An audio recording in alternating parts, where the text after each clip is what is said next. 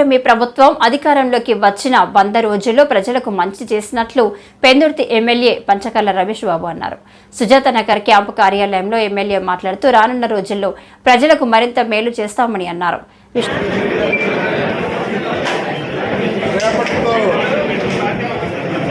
NDA ప్రభుత్వం మా ప్రభుత్వం వచ్చి 100 రోజులు పూర్తవుతున్న సందర్భంగా నిన్ననే ఎన్డీఏ కూటమి సమావేశం విజయవాడలో జరిగింది. ముఖ్యమంత్రి నారా చంద్రబాబు నాయుడు గారు, డిప్యూటీ ముఖ్యమంత్రి జనసేన అధ్యక్షుడు పవన్ కళ్యాణ్ గారు, బీజేపీ అధ్యక్షుడు పురంధేశ్వరి గారు ముఖ్య నాయకత్వంలో 164 మంది ఎమ్మెల్యేలు, ఎంపీలు, ఎమ్మెల్సీలు హాజరవ్వడం 100 రోజుల్లో గతంలో ఒక దుర్మార్గ ప్రభుత్వం ఖజానా ఖాళీ చేసి వేరే డిపార్ట్మెంట్ నిధులు కూడా వాడేసి ఎవరికి లెక్కలు చూపించకుండా ఒక దోపిడీ విధానంతో ఖజానా వృద్ధి చేసి ఒక్క రూపాయి కూడా ప్రభుత్వంలో ఉంచకుండా ఖాళీ చేసిన వైపు మనకు తెలుసు. అలాంటి ప్రభుత్వాన్ని చంద్రబాబు నాయుడు గారి చేతుల్లో పెడితే అపారమైన ఆయన అనుభవంతో ఆయనకున్న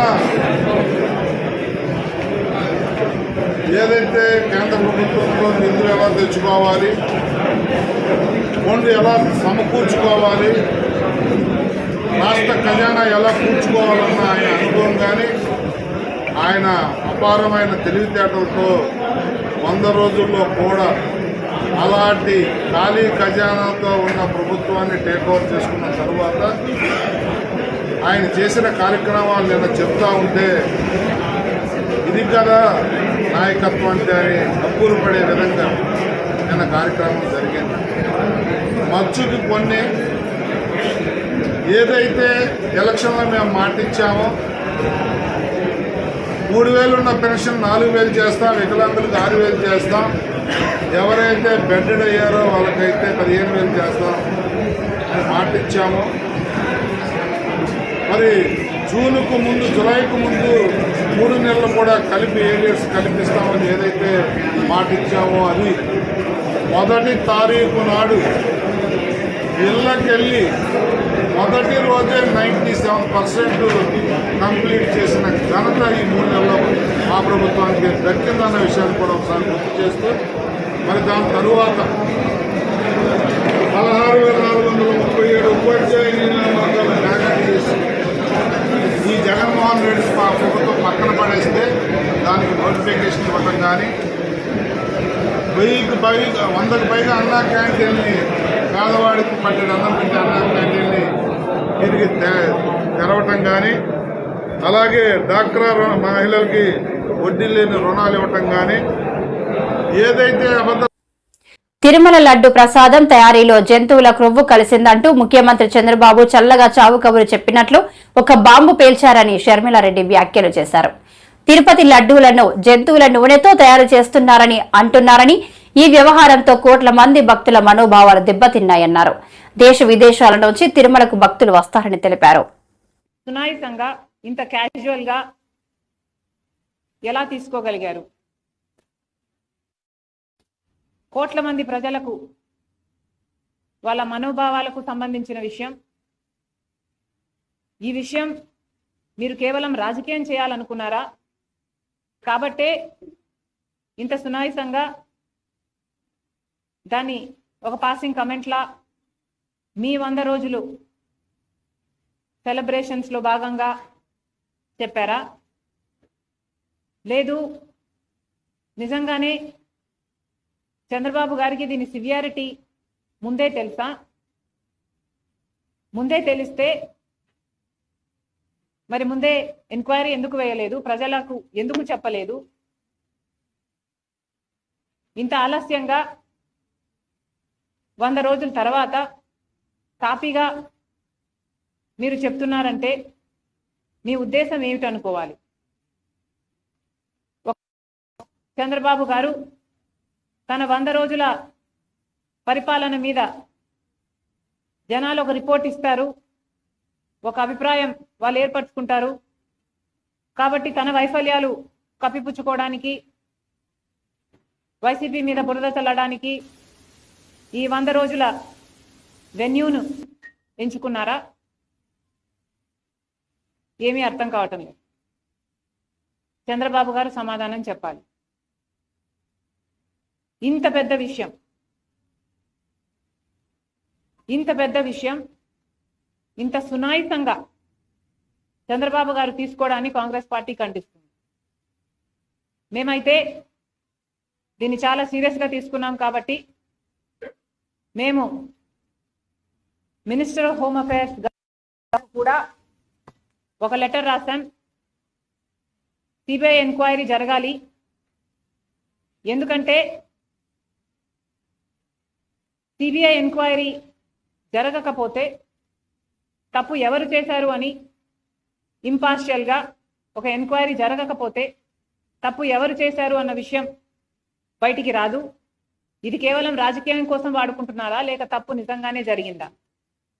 ఒకవేళ తప్పు నిజంగానే జరిగింటే తప్పు చేసిన వాళ్ళను శిక్షించాల్సిన అవసరం ఉంది. ఎందుకంటే వాళ్ళ మీద యాక్షన్ తీసుకోకపోతే మిగతా వాళ్ళు కూడా ఫైనాన్షియల్ బెనిఫిట్ కోసం ఇదే తప్పు చేసే ప్రమాదం ఉంది.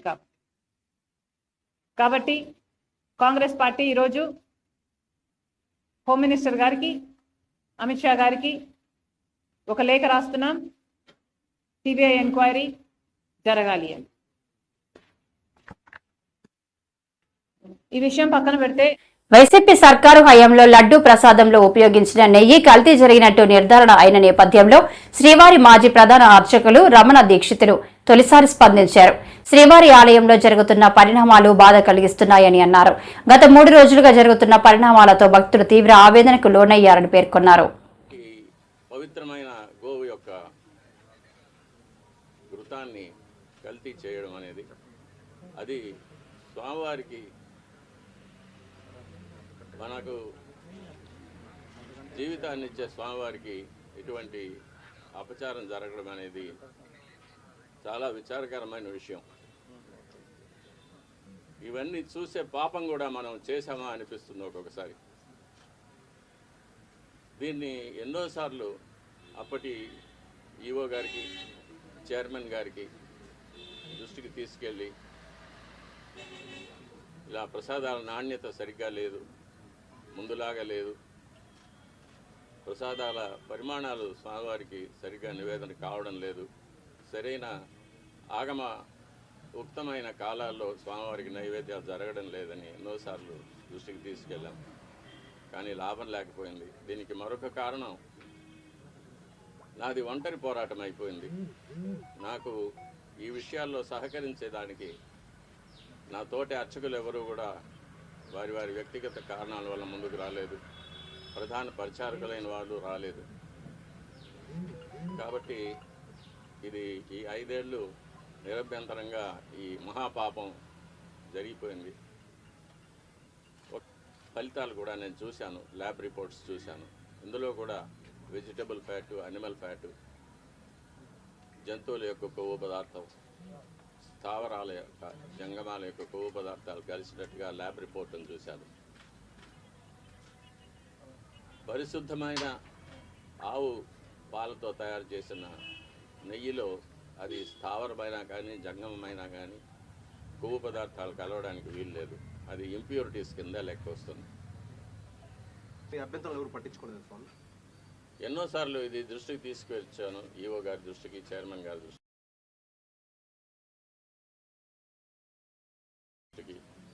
కానీ ఎవరు దీన్ని పట్టించుకోలేదు. కాబట్టి అది అలాగే జరుగుతూనే వచ్చింది. నేను చూసి బాధపడటం తప్ప నేను ఇంకేమీ చేయలేకపోయాను. దీనివల్ల నేను చాలా ఇబ్బందులు పడాల్సి వచ్చింది. అయినా పర్వాలేదు, మా స్వామి కోసం నేను ఇది చేస్తున్నాను. మా స్వామి తృప్తిగా నైవేద్యాలు స్వీకరించి ప్రసన్నుడుగా ఉండి భక్తులను అనుగ్రహిస్తే అంతే చాలు. నా ఇబ్బందులు అది నాకు. ప్రజాప్రభుత్వాన్ని నిండు మనసుతో ఆశీర్వదించండి. భీమిలి ఎమ్మెల్యే గంట. ప్రజల ఆశలు ఆకాంక్షలకు తగ్గట్టు పరిపాలిస్తున్న కూటమి ప్రభుత్వాన్ని నిండు మనసుతో ఆశీర్వదించాలని భీమిలి ఎమ్మెల్యే గంటా శ్రీనివాసరావు కోరారు. ఆనందపురం ఎంపీడీఓ కార్యాలయంలో శుక్రవారం జరిగిన ఇది మంచి ప్రభుత్వం కార్యక్రమానికి ఆయన ముఖ్య అతిథిగా హాజరై ప్రసంగించారు. తమది ప్రజా ప్రభుత్వమని, ఎన్నికల్లో ఇచ్చిన ప్రతి హామీని అమలు చేయడానికి కట్టుబడి ఉన్నామని పునరుద్ఘాటించారు. విపత్తు వచ్చినప్పుడు స్పందించిన తీరే ప్రభుత్వ పనితీరుకు ప్రామాణికమని, విజయవాడ వరదలు, విశాఖపట్నం హుదూద్ సమయంలో ముఖ్యమంత్రి చంద్రబాబు నాయుడును ప్రజలు గుండెల్లో పెట్టుకునేలా చేసిందని తెలిపారు. ఈ 2 సందర్భాల్లో కూడా చంద్రబాబు స్థానికంగా ఉండి సాధారణ పరిస్థితులు నెలకొనే వరకు చేసిన కృషి ప్రశంసనీయమని పేర్కొన్నారు. మొత్తం 164 స్థానాల్లో ఒక పక్క తెలుగుదేశం, మరో పక్క జనసేన, మరో పక్క బీజేపీ ముగ్గురు కలిసి పోటీ చేస్తే ఒక రికార్డు ల్యాండ్ స్లైడ్ విక్టరీ తోటి కూటమి ప్రభుత్వాన్ని ఘన విజయం సాధించారు. 151 సీట్లతో గెలిచిన వైఎస్ఆర్ పార్టీ కేవలం 11 సీట్లకి 5 ఏళ్లలో పరిమితం అయ్యేటట్టుగా ప్రజలు తీర్పిచ్చారంటే ఆ 5 సంవత్సరాల్లో వైఎస్ఆర్ ప్రభుత్వం పరిపాలన ఏ విధంగా సాగిందో మనందరం కూడా అర్థం చేసుకోవచ్చు. ఒక ప్రజావేదిక కూల్చివేతతో ప్రారంభమైతే అక్కడి నుంచి అమరావతి రాజధాని అక్కడ కాదు ఇక్కడే చెప్పడం దగ్గర నుంచి ప్రతి కార్యక్రమం కూడా వివాదాస్పదం, ప్రతి పని కూడా ఒక ప్రజా వ్యతిరేక నిర్ణయం. ఇలా కానీ మన జగన్మోహన్ రెడ్డి గారు అయితే ఏం చేశారో ఒక్కసారి మీరు అందరూ గుర్తించుకోండి. ఆయన విశాఖపట్నం రాకపోయినా పెద్ద ఇబ్బంది ఉండేది కాదు, కానీ విశాఖపట్నం ఎలా వచ్చాడంటే హెలికాప్టర్లో వచ్చాడు. తప్పులేదు, విశాఖపట్నం హెలికాప్టర్ రావచ్చు, కానీ ఆ ప్రమాద స్థలానికి కూడా కనీసం వెళ్ళకుండా అక్కడ ఏమైంది చూడకుండా అక్కడ కూడా పైన హెలికాప్టర్లో ఏరియల్ సర్వే చేసి ఆ ప్రమాద వాళ్ళని పరామర్శించాడు. అంటే ఆ ముఖ్యమంత్రికి మరి ప్రజల మధ్యనే 10 రోజుల పాటు సెక్రటేరియట్ లో బస్సులో ఉండి ఒక సాధారణ స్థితికి వచ్చేదాకా చేసిన ఈ ముఖ్యమంత్రికి తేడా ఏంటో ప్రజలు గమనించమని చెప్పి నేను ఒకసారి కోరుతా ఉన్నాను. మీ అందరినీ కలుసుకోవడం చాలా సంతోషం. ఏదైతే మన ప్రభుత్వం ఏర్పడి 100 రోజులు అయిందో, ఈ 100 రోజుల పరిపాలనా కాలంలో ప్రభుత్వ పని తీరు ఎలాగుంది, ముఖ్యంగా ప్రజల అంచనాలకి ఏ విధంగా చేరుకుంటా ఉన్నాం, ఇవన్నిటి కూడా ఒక్కసారి మనం సమీక్షించుకోవాల్సిన అవసరం ఉంది. ఏదైనా ప్రభుత్వం యొక్క పనితీరుకి నిదర్శనం ఏంటంటే ఎన్నికలకు ముందు ఏవైతే హామీలు ఇస్తామో, ఏవైతే ఎలక్షన్ మేనిఫెస్టోలో పెడతామో, ఎన్నికలు అయిపోయిన తర్వాత అధికారంలోకి వచ్చిన తర్వాత ఆ హామీలు, ఆ మేనిఫెస్టోల అంశాలు అమలు తీరు అనేది చాలా చాలా ఇంపార్టెంట్. శ్రీవారి లడ్డు ప్రసాదంలో కల్తీ నెయ్యి వినియోగంపై నారా లోకేష్ స్పందించారు. చిత్తూరు జిల్లా పర్యటనకు వచ్చిన ఆయన రేణిగుంట విమానాశ్రయం వద్ద మీడియాతో మాట్లాడారు. వైవై సుబ్బారెడ్డి తిరుమలకు వచ్చి ప్రమాణం చేయడానికి కూడా సిద్ధంగా ఉన్నా చెప్తున్నాడు. నేను తప్పు చేయలేదని చెప్తున్నాడు ఆయన. అంటే దీన్ని ఇప్పుడు సిద్ధమా? నేను ఇక్కడనే ఉన్నా. రిపోర్ట్ క్లారిటీ ఇంకేం కావాలనికి? అంటే ఆయనకి గ్రిప్ లేదా? ఈయోగా ఉన్నప్పుడు ఆయన తెలియదా ఏం జరిగిందో? ఆనాడు ఏం చెప్పారండి వైవి సుబ్బారెడ్డి గారు ఒక మీటింగ్ లో? అవుతే ఏముంది ఒక 5,000 పెంచుదాం, అవుతే ఏముంది 10,000 పెంచుదాం ఫీ, అవుతే ఏముంది 15,000 పెంచుదాం అన్నాడు. అంటే ఎంత అహంకారంగా వివరించారండి. అంటే సామాన్యులు దేవుడి దగ్గరికి వెళ్ళకూడదా, దర్శనం చేసుకోకూడదా? అంటే అడ్డగోలుగా అన్ని పెంచేస్తే సామాన్యులు ఇబ్బంది పడేదానిక? ఆ వీడియో కూడా బయటకు వచ్చింది, మీడియా మిత్రులందరి దగ్గర ఉంది ఆ వీడియో. నేను సూటిగా ప్రశ్నిస్తున్నా, అది చెప్పింది అవునా కాదా? ఎస్, నేను తిరుపతిలో ఉన్నా, రాండి, నేను ప్రమాణం చేశాను, నేను సిద్ధంగా ఉన్నా, దాంట్లో ఎలాంటి సందేహం లేదు. ఇంకా రిపోర్ట్లు వచ్చిన తర్వాత నేను భయపడాలండి? చాలా క్లారిటీగా ఉంది. వైవి సుబ్బారెడ్డి గారు కూడా నేను సూటిగా ప్రశ్నిస్తున్నా. గతంలో మీరు ఇలానే పింక్ డైమండ్ రాజకీయాలు చేశారు. ఆనాడు ప్రత్యేకంగా నా పైన, మా ముఖ్యమంత్రి చంద్రబాబు నాయుడు గారి పైన ఆరోపణలు చేశారు. దేవుడు పింక్ డైమండ్ ఏదో దొంగలిచ్చామని. ఏమైంది స్వామి అది? 5 సంవత్సరాలు మీరు ఏం పీకారని అడుగుతున్నా. అంటే రాజకీయం చేస్తాం తప్ప పవిత్రత కాపాడుతాం మీకు తెలీదా అని సూటిగా వైవి సుబ్బారెడ్డిని నేను ఈరోజు ప్రశ్నిస్తున్నాను. టీటీడీ విజిలెన్స్ లో ప్రాథమిక నివేదికలో ఉందని చెప్పేసి జంతువులు లోని వాడి స్పష్టంగా ఆధారాలు బయటపడ్డాయి. అంటే ఎలాంటి విచారణ చేయబోతుంది మీ ప్రభుత్వం? రిపోర్ట్ ఈరోజు బయటకు వచ్చింది. ఏ అధికారులైతే ఆనాడు కేఎంఎఫ్ ని తీసేసి ఎవరెవరికో టెండర్లు ఇచ్చారో, ఎవరు వాళ్ళు, ఎందుకు చేశారో దాని వెనకాల లావాదేవీలు ఎవరు చేతికి ముట్టినాయి ఆ వివరాలు మేము బయట పెడతాం. అంతేకాదు కొత్త గెస్ట్ హౌస్ కట్టినప్పుడు కూడా అనేక వయలేషన్స్ కూడా గత ప్రభుత్వాలు చేస్తాం జరిగింది. వాళ్ళ మనుషులు కావాలని ఎగ్జామ్షన్లు కూడా ఇస్తాం జరిగింది. ఇట్లా అనేక విషయాలు ఒక్కొక్కటి బయటపడుతుంది. ఇవన్నీ ప్రజల కోర్టులో మేము పెడతాం, మేము వదిలిపెట్టాం. అంటే మీరు ఆధారాలు చూపిస్తుంటే భూమన కరుణాకర్ రెడ్డి మాత్రం చంద్రబాబు గారి మీద విమర్శలు చేస్తున్నారు. దాన్ని ఏ విధంగా చూడాలి? దేవుడి పైన వాళ్ళకి నమ్మకం లేదు, ప్రజల పైన వాళ్ళకి నమ్మకం లేదు, ప్రజలు ఇచ్చిన తీర్పు పైన కూడా వాళ్ళకి నమ్మకం లేదు. ఇంకేం చెప్పాలా? అంటే ఆధారాలు ఉన్నాయి, ల్యాబ్ రిపోర్ట్లు బయట పెట్టాం, ఇంకేం కావాలి వాళ్ళకి? ఇంకేం కావాలి?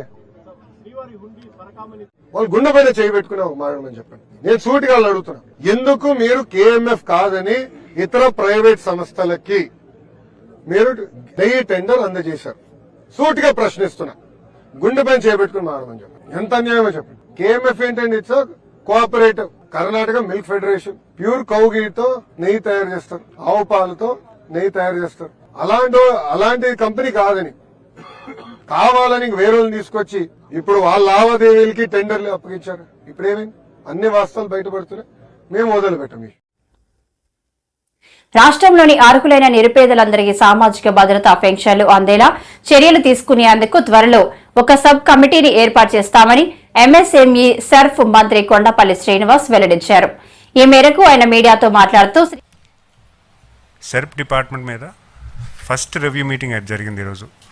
అంటే ఆనరబుల్ చీఫ్ మినిస్టర్ గారి దగ్గర ఈరోజు మొదటిసారిగా సర్ఫ్ డిపార్ట్మెంట్ తాలూకు రివ్యూ మీటింగ్ జరిగింది. అందులో మొదటిగా అందరూ ఎంతగానో ఎదురు చేస్తున్నటువంటి పెన్షన్స్ గురించి మాట్లాడాలని, అలాగే డిపార్ట్మెంట్ వైజ్గా సర్ఫ్ డిపార్ట్మెంట్లో ఎటువంటి ఇష్యూస్ ఉన్నాయి, ప్లస్ భవిష్యత్ కాలంలో ఎలా పనిచేద్దామన్న ఆలోచన మాకు ఒక రోడ్ మ్యాప్ ఇచ్చారు.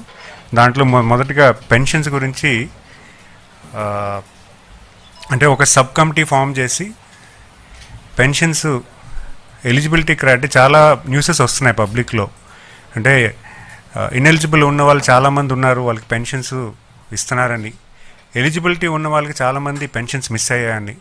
సో దాన్ని ఏ రకంగా మనం స్క్రూటనైజ్ చేయాలి, ఎలా చేస్తే బాగుంటుంది, నిజంగా పూర్ అనే వాళ్ళకి మనం పెన్షన్ ఇవ్వాలి, పూర్ పీపుల్ ఎవరైతే ఉన్నారో వాళ్ళకి సాయం చేసే విధానాన్ని తీసుకొచ్చే ప్రయత్నం తీసుకురావాలని హానరబుల్ చీఫ్ మినిస్టర్ గారు చెప్పడం జరిగింది. సో దానికి ఒక సబ్ కమిటీ ఫామ్ చేసి దానికి ఒక కన్స్ట్రక్టివ్ వేలో ఎలాగా కార్యాచరణ చేయాలి, పెన్షన్దారుల ఎంపిక ప్లస్ పెన్షన్దారులు ఎగ్జిస్టింగ్ పెన్షన్ హోల్డర్లు కూడా కొంతమంది అనర్హులు ఎవరైనా ఉంటే వాళ్ళు కూడా చూసి వాళ్ళపైన యాక్షన్ తీసుకునే విధంగా చేయడానికి కూడా కార్యాచరణ చేస్తున్నాము. అదేవిధంగా మాకు 50 years పెన్షన్స్ మీద కూడా కొంత డైరెక్షన్ వచ్చింది, అది భవిష్యత్ కాలంలో చెప్తాను. అండ్ అంటే సుమారు సర్వే చేసిన దాంట్లో నియర్లీ 15 lakh మెంబర్స్ 50 నుంచి 60 years మధ్యన ఉన్నారు. సో వాళ్ళు కూడా పెన్షన్లోకి తీసుకురావాలంటే ఎలా కార్యాచరణ చేయాలి, దాని బడ్జెట్ ఎలా అలొకేట్ చేయాలని దాని మీద కూడా సార్ నెక్స్ట్ మీటింగ్లో గైడెన్స్ ఇస్తా అన్నారు. అండ్ వడ్డీ లేని రుణాన్ని కూడా దానికి కూడా భవిష్యత్తులో కార్యాచరణ చేసి అది ఎలా ఇవ్వాలో కూడా చెప్తా అన్నారు. అలా మహిళా శక్తి ప్రోగ్రామ్ మీద కూడా కొంత గైడెన్స్ ఇచ్చారు. దాని మీద కూడా క్లియర్ ఇండికేషన్ అనేది మాకు డైరెక్షన్ వస్తుంది, ఎందుకంటే దాని బడ్జెట్ ఎంత అవుతుంది, ఆ బడ్జెట్లో మనం ఎలాగా సమకూర్చాలన్న మీద కూడా మాకు డైరెక్షన్ వస్తుంది. డెఫినెట్గా కొంత వ్యవధిలో దాని మీద కూడా డైరెక్షన్ వస్తుంది.